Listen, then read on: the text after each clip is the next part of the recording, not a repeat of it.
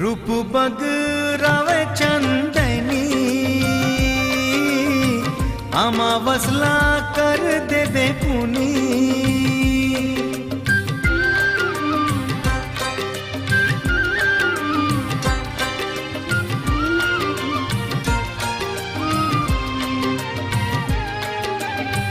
रूप बगरावे चंदनी अमावसला कर दे बेकुनी ओ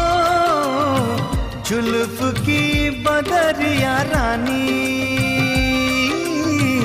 चाल तोरे गजगामिनी तोर होठ गुलाबी पंखुरी